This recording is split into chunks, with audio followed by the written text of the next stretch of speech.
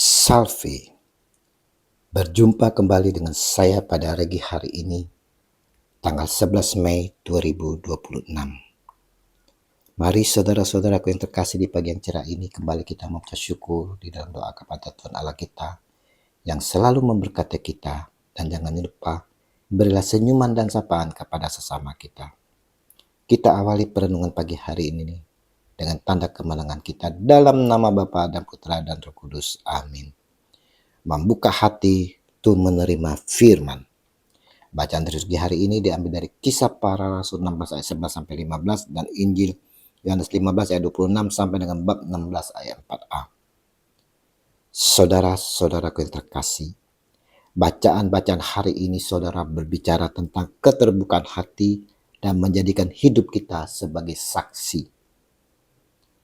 Sebagai orang percaya, pengikut-pengikut Kristus saudara, kita harus ada keterbukaan hati.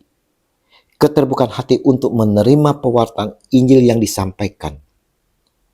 Seperti halnya Lydia yang diceritakan dalam Kisah Para Rasul 16 ayat 11 sampai 15, bacaan pertama hari ini, di mana hatinya saudara dibukakan oleh Allah untuk menerima firman.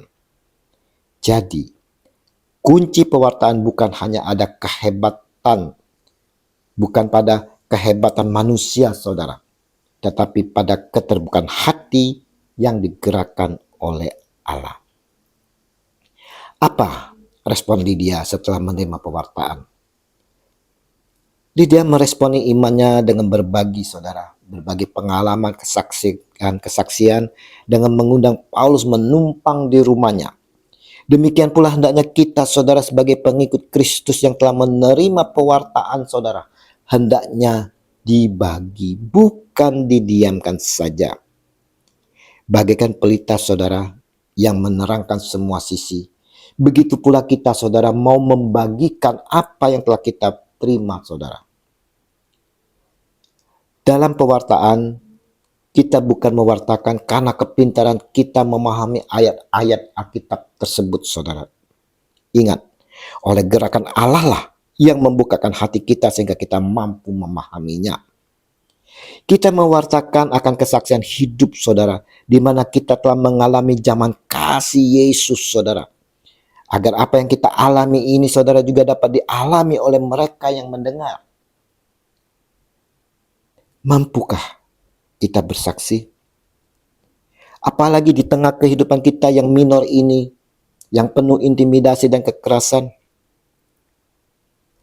Ingat akan janji Yesus Kristus Tuhan kita hari ini saudara. Jikalau penghibur yang akan kuutus dari Bapa datang, yaitu roh kebenaran yang keluar dari Bapa, ia akan bersaksi tentang aku. Tetapi kamu juga harus bersaksi karena kamu dari semula bersama-sama dengan aku. Yohanes 15 ayat 26 sampai dengan 27. Kalau roh Yesus sendiri saudara, Roh Kudus bersama kita, apa yang kita takuti lagi? Yesus menegaskan, tetapi kamu juga harus bersaksi. Jadi saudara-saudara, kita harus bersaksi saudara, bersaksi tentang kebenaran, tentang Dia Yesus yang diutus oleh Allah Bapa. Yesus tahu apa yang akan terjadi pada para pengikutnya yang setia untuk bersaksi akan kebenaran di dalam namanya. Maka kata Yesus saudara, kamu akan dikucilkan, bahkan akan datang saatnya bahwa setiap orang yang membunuh kamu akan menyangka bahwa ia berbuat bakti bagi Allah. Mereka akan berbuat demikian karena mereka tidak mengenal baik Bapa maupun aku. Tetapi semuanya ini kukatakan kepadamu, supaya apabila datang saatnya kamu ingat bahwa aku telah mengatakannya kepadamu.